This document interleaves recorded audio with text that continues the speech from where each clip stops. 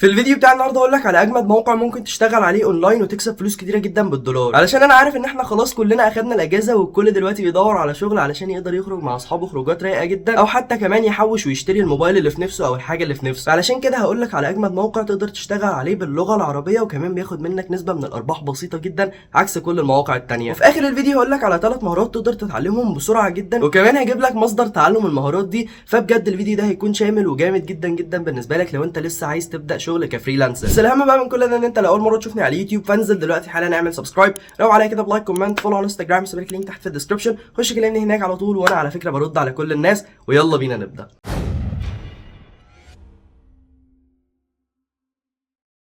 قبل بس ما نشرح الموقع ونخش في التفاصيل، تعالى اقول لك انت ليه اصلا تشتغل كفريلانسر. الموضوع كله بتاع الفريلانسنج ده متلخص في 3 حاجات. اول حاجه وهي ان انت هتكسب فلوس بالدولار. طبعا كلنا دلوقتي عارفين الحال بتاع الجنيه المصري وان هو بيغرق والدولار هو اللي بيرفع. دي حاجه جامده جدا ان انت هتكسب فلوس بالعمله الصعبه او العمله اللي هي بتطلع اصلا مش العمله اللي بتنهار. فده كان اول سبب يخليك تشتغل كفريلانسر. تاني سبب وهي ان انت هتزود الدخل بتاعك. يعني لو انت بتشتغل اصلا شغل اساسي فانت تقدر تشتغل فريلانسر على الموقع اللي انا هقول لك عليه كمان شويه، وتزود دخلك بفلوس بالدولار او اللي هي العمله الصعبه. وعلى فكره انا عايز اقول لك ان في كميه امثله جامده قوي سابت الشغل بتاعها الاساسي بعد ما الناس دي اشتغلت شغل الفريلانسنج. فانت اصلا ممكن تعمل نفس الموضوع ده، بس لما انت تضمن ان انت فعليا بيدخل لك دخل شهري جامد جدا من الشغل بتاع الفريلانسنج ده. الحاجه الثالثه بقى وهي ان انت بتطور مهاراتك. طبعا وانت بتشتغل شغل فريلانسنج انت لازم هتطور المهارات بتاعتك، علشان وانت اصلا قاعد بتشتغل انت هتلاقي ان انت في شغل جامد جدا ممكن تقدم عليه. فلو انت بقى ما طورتش مهاراتك علشان تقدم على الشغل ده فانت مش هتقدر تكسب فلوس بالدولار. فانت واحده واحده كده اصلا من غير ما تاخد بالك هتلاقي ان انت بتطور المهاره اللي عندك دي. فعموما شغلانه الفريلانسر دي بتكون شغلانه جامده قوي، وخلي بالك انت هتشتغل على مزاجك، اللي هو انت هتصحى الصبح انا النهارده عايز اشتغل شغلانتين 3، هتحاول تقدم على الشغل ده وان شاء الله ممكن تتقبل. وكمان عايز اقول لك ان انا في فيديو قادم ان شاء الله هنا على القناه لو انا لقيت كل الناس عايزاه. فكره الفيديو هي ازاي تتقبل في اي شغل انت بتقدم عليه في منصات العمل الحر. فاكتب لي تحت في الكومنتات لو انت عايز الفيديو ده، وان شاء الله لو لقيت اقبال جامد قوي عليه هعمل الفيديو ده على طول. المهم بقى ان انت لو وصلت للحته دي من الفيديو لسه ما عملتش سبسكرايب ولا لايك للفيديو، فانزل دلوقتي حالا اعمل سبسكرايب وفعل الجرس علشان في كميه فيديوهات جامده قوي الفتره اللي جايه هتنزل هنا على القناه. فتاكد ان انت عامل سبسكرايب، وكمان فعل الجرس اللي جنب زرار السبسكرايب، وكمان اعمل لايك للفيديو ده لو انت لسه ما عملتش. وتعالى بقى اكلمك عن الموقع اللي انا لسه مكلمك عنه من شويه ده، والموقع ده هو موقع نافذلي. وبجد يا جماعه انا مش عارف ازاي في ناس لسه لحد النهارده مش عارفه موقع نافذلي. الموقع ده بجد عالمي جدا ومميزاته كتير جدا وهكلمك عنها دلوقتي. اول ميزه وهي ميزه فعليا للشباب اللي في سني كده، وهي ان الموقع مش محتاج منك تتعلم لغه انجليزيه، علشان الموقع هنا الواجهه بتاعته كلها كامله بالعربي وبتقدر تشتغل من غير ما تتعلم انجليزي تماما. فدي بجد حاجه عظيمه جدا الموقع ده بيقدمها لك، ان انت مش شرط تتعلم لغه علشان تقدر تشتغل عليه. الميزه الثانيه بقى اللي بيتميز بيها الموقع ده عن اي موقع عمل حر تاني وهي نسبه الارباح اللي هو بياخدها منك.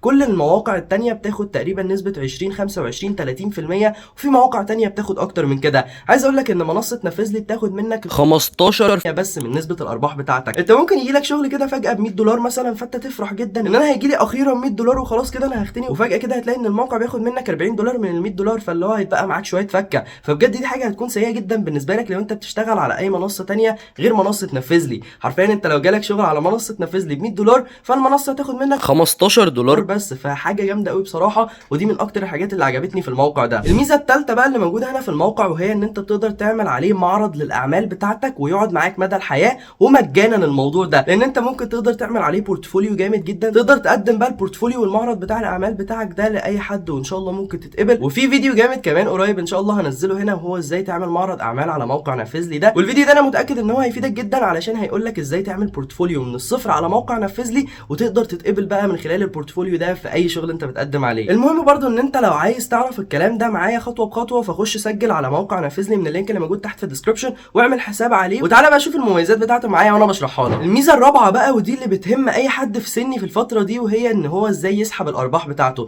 طبعا اي حد في حدود مثلا من 14 ل 18 سنه مش هيكون عنده حساب بنكي، فدي فعليا حاجه بتكون وحشه جدا بالنسبه له ان هو مش هيعرف يسحب الارباح اللي هو لسه شغال بيها. عايز اقول لك بقى ان موقع نافذلي بيقدم لك كميه وسائل تقدر تسحب بيها الارباح بتاعتك بطريقه فظيعه جدا. لو انت في مصر فانت تقدر تسحب بحسابك البنكي، وده احنا هنستبعده تماما علشان احنا خلاص احنا في سن اللي هو ما ينفعش نفتح حساب بنكي. فالبدائل بقى بتاعت الحساب البنكي هي اول حاجه فودافون كاش، اتصالات كاش، واورنج كاش. وكمان لو انت عندك باي بال بتاع والدك او اخوك او اي حد عندك في العيله فانت تقدر تسحب برضو الارباح بتاعتك من موقع نافذلي عن طريق الطرق اللي انا لسه قايلها لك دلوقتي والطرق اللي ظاهره قدامك دلوقتي برضو.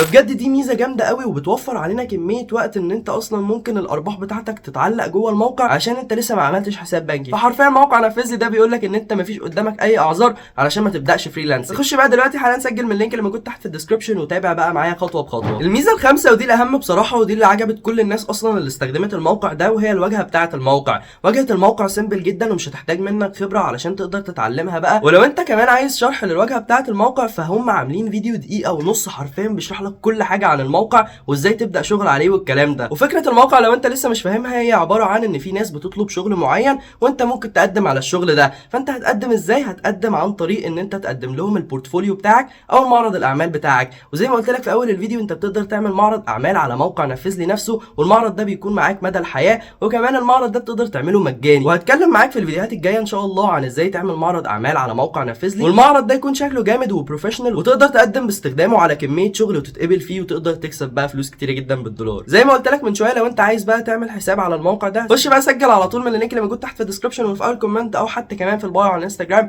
هنسيب لك اللينك في كل حته، روح سجل من عليه واعمل سبسكرايب واستنى الفيديوهات اللي جايه علشان هنشرح ازاي تشتغل واحده واحده على موقع نفذ لي. سيبك بقى من الكلام ده وتعالى اقول لك على الثلاث مهارات اللي انت تقدر تتعلمهم في وقت قليل وكمان تكتسب فيهم خبره كتيره قوي وتقدر تشتغل بيهم بقى من على موقع نفذ لي. اول مهاره وهي مهاره الجرافيك ديزاين، وان انت تعمل بقى صور بالفوتوشوب والإليستريتور. وعايز اقول لك ان موقع نفذ لي متميز جدا في حته الجرافيك ديزايننج دي، فلو انت جرافيك ديزاينر ومحترف كمان او حتى لسه مبتدئ تقدر تقدم على كميه شغل جامد جدا بفلوس كتيره قوي على موقع نفذ لي. ولو انت عايز تعرف احسن مصدر تقدر تتعلم من خلاله الجرافيك ديزايننج فما فيش قدامك غير قناه نور ديزاين. نور ديزاين بجد عامل كميه كورسات جامده قوي للمبتدئين وحتى كمان المحترفين في الفوتوشوب وكمان الإليستريتور. سيب لك لينك القناه والبلاي ليست بتاعته لتعليم المبتدئين موجوده تحت في الديسكربشن برده. بص انا مجمع لك كل حاجه انا قلتها في الفيديو بتاع النهارده في لينك كده بسيط خش عليه هتلاقي فيه كل حاجه. المهاره الثانيه وهي مهاره الكوبي رايتنج، وان انت ازاي تكتب اعلان على السوشيال ميديا وكمان ازاي تدير الصفحات بتاعه الفيسبوك والانستجرام والكلام ده. والمهاره دي برده تقدر تتعلمها باللغه العربيه بكل بساطه، وهسيب لك لينك مصدر التعلم بتاعها موجود برده تحت في الديسكربشن. المهاره الثالثه بقى وهي دي مهاره المونتاج. لازم لما تيجي تتعلم المونتاج ما تتعلمش بريمير لوحده، لازم تتعلم بريمير وافتر افكتس معاه علشان تقدر تعمل شغل متكامل كده من الصفر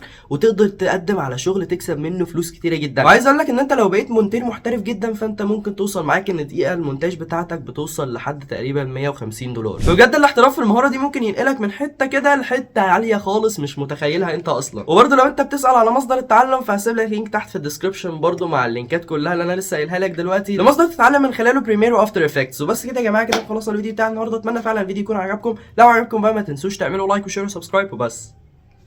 سلام.